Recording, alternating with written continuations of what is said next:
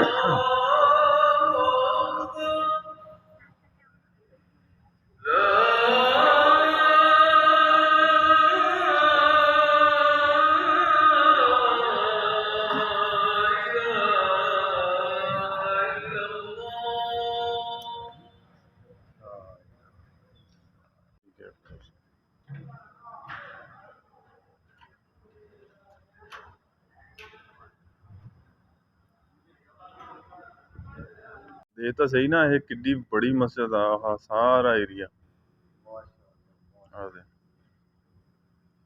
ये जी मस्जिद सदीक अकबर का एरिया है जी।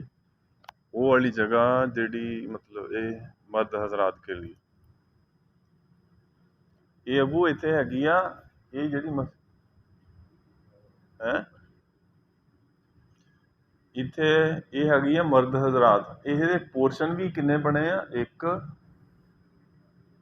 2 3 पोर्शन बने हुए आ। ये नमाज अच्छा इधर मुंह करके पढ़ते, ठीक हो गया।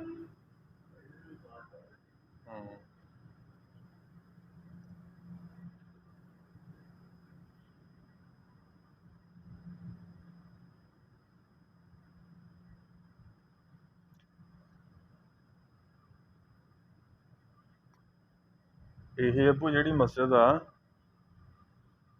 और जी ये जो है ना वो सारा ये नीचे वाला एरिया है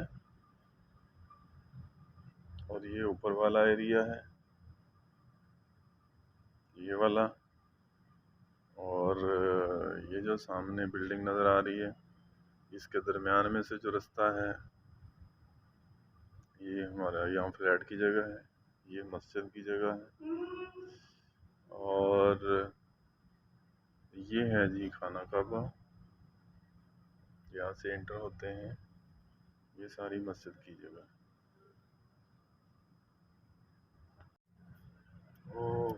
ओहो हाँ, ये सहेल नूं पूछांगे फिर। तो कई है थोड़ा थोड़ा इधर भी आ भी आ दे ना किन्ना मतलब वसी एरिया है खुला। इधरों तो आप आई दा ना, आ जेडी साइड हैगी आ जेडी बिल्डिंग इमारत आ ਇਹਦੇ ਵਿੱਚੋਂ ਦੀ ਆਪਣਾ ਰਸਤਾ ਹੈਗਾ ਇੱਧਰ ਦਾ। ਦੇਖ ਲਓ ਇੱਦਾਂ ਹੀ ਆ ਮੈਂ ਮਾਸ਼ਾਅੱਲਾ ਦਿਨ ਵੀ ਤੇ ਰਾਤ ਵੀ ਰਸ਼ ਪਿਆ ਰਹਿੰਦਾ।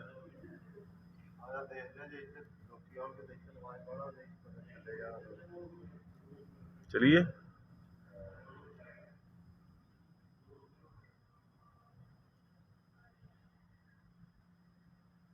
चलो जी